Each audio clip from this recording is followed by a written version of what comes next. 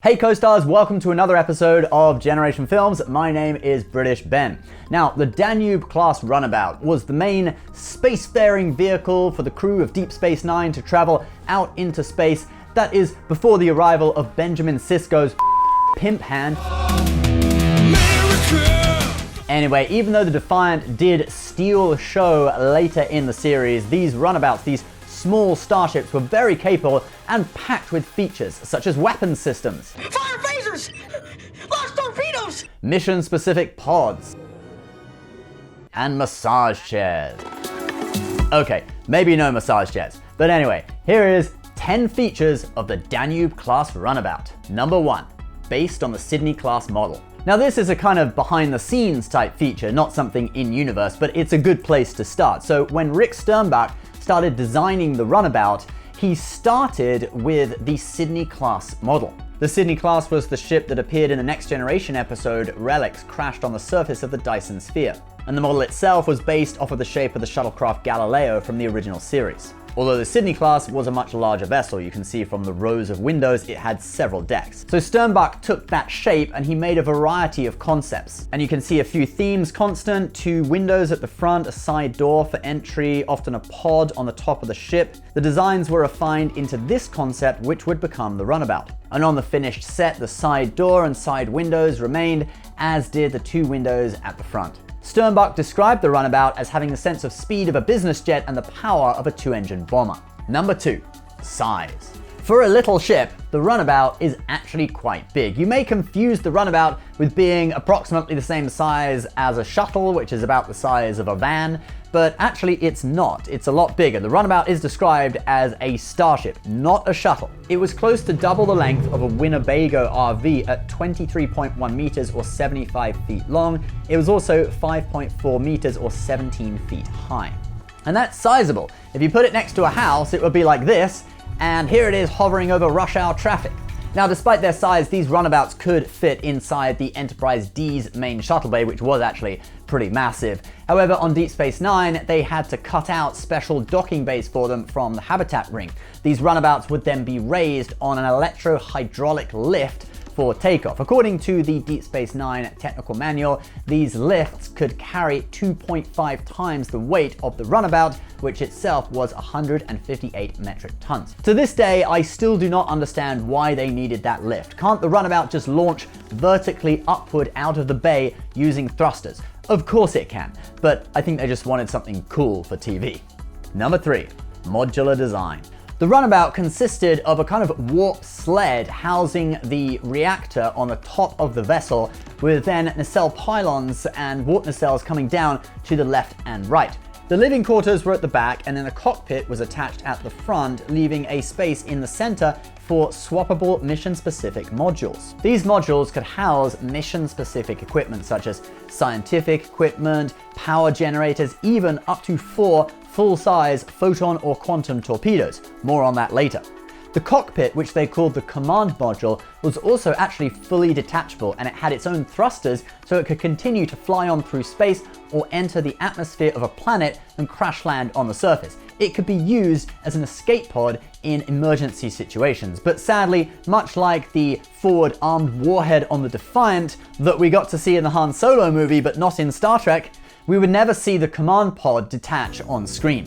There were also mission-specific pods that could be attached to the top of the ship.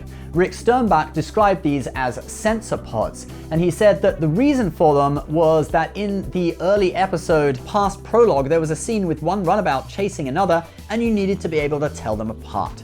Number 4, weapon systems. The main weapon system on board the Runabout were standard phasers. There were 6 phaser strips, 2 forward, 2 on the nacelles, and 2 to the aft.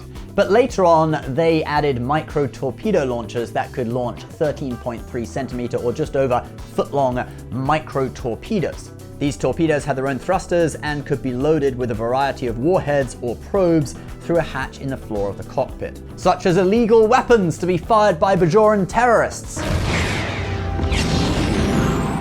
The cockpit also had 2 weapons racks with handheld phasers for the crew or hijackers, whoever gets to them first. Now, we did say that the Runabout could carry a mission-specific module that housed up to 4 full-size photon or quantum torpedoes. However, the way they launched would be more similar to a bomber opening up its bomb bays. The torpedo would have to just drop out and then engage its own power due to the absence of a magnetic launch tube. This gave the torpedo a vulnerability within the first 3.7 seconds of flight, and then after that, its navigational systems would be able to kick in and it was going at full speed, and it would be just the same as any other ship-launched photon or quantum torpedo. Runabouts were able to take on and disarm marquee raiders, although they would take some damage in the process. Number 5, top speed. Now they kind of messed things up here. In Deep Space Nine, they gave the Runabout a cruising speed of warp 4 and a top speed of warp 5. Some sources say 5.2, Jake Sisko thinks it goes even faster. Laying a course for the wormhole at warp 8. Unable to comply. But maybe he's been reading too many books or playing too many games, because in some later non-canon works, the Runabout with modifications has a top speed of warp 8.3. Now personally, I think warp 5 is a little slow for a mini starship. I mean, it's not much faster than a shuttle. At least let the Runabout go 6.5 or maybe warp 7. I mean, we're living in a time towards the end of the Rick Berman era where every major starship is like 9.975, 9.978, 9.9999991 or something like that. I think we can make the Runabout do warp 7. Number 6, comfortable crew quarters. In the Next Generation episode Timescape, you know, that episode where we realized that Data doesn't get rude jokes. Interspecies mating rituals. Would you care to join me in some empirical research? Did you help him with his research, counselor? Actually, it wasn't just that episode.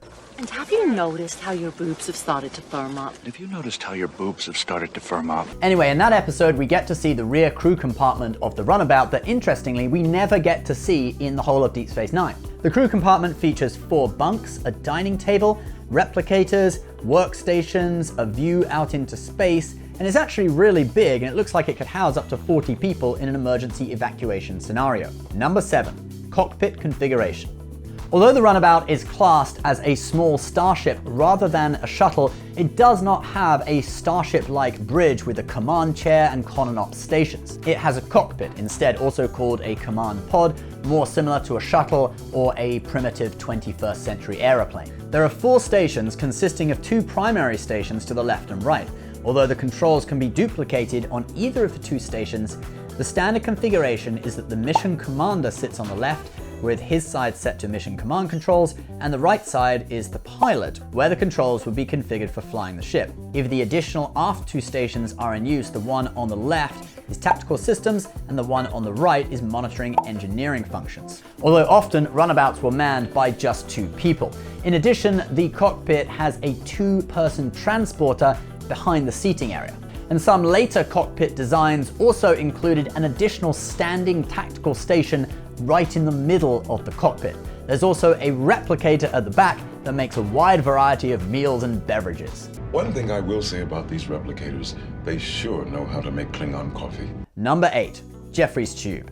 Yes, even though the Runabout was a small ship, there is actually a Jeffries tube above the cockpit and main cabins for accessing the warp core and other systems. In the episode Blaze of Glory, Sisko enters this tube and carries out the realignment of impulse regulators while the engine is active, which is not recommended. Attempting to access impulse flow regulators while engines are engaged is not recommended. Yeah, that's what I just said. Anyway, through this procedure, they were able to vent plasma, which then ignites and destroys 2 Jem'Hadar warships. Number 9, escape hatch. Now the Runabout was capable of atmospheric flight, but often when you saw it in Deep Space Nine, it was more of an uncontrolled descent to crash on a planet's surface. Rick Sternbach stated, "In fact, they crashed so often we built a full-size cockpit exterior for a crashed Runabout, complete with escape hatch. This hatch was below the side window and would blow open in case of a crash landing, so the cockpit inhabitants could exit the vessel. Other explosive components, such as antimatter pods, could be ejected prior to crash landing to lessen the likelihood that the ship would explode on impact." And now we get to our 10th and final feature of the Runabout. Number 10, it was a death trap. Now in Deep Space Nine, we see multiple Runabout crashes, but the thing I really want to draw attention to is that the warp core was basically on the outside of the ship, on the top, running down the spine of the vessel. Now, the Deep Space Nine technical manual insists that this isn't a problem. Here's what they say. While the entire warp propulsion system appears exposed and vulnerable on the vessel exterior, the risk is comparable to that for starships with deeply protected warp cores. Threat energy weapons and torpedo detonations can be countered through the use of a portion of warp energy feeding directly into the defensive shield generators. Yeah, that sounds like something someone who's trying to sell a starship would say. But in practice, the Runabout had a definite weak point. Look, in this instance, the mission pod was the only thing that saved the warp core from being hit, and the ship's propulsion could easily be disabled, leaving them sitting ducks. Anyway, guys, I hope you've enjoyed 10 features of the Runabout.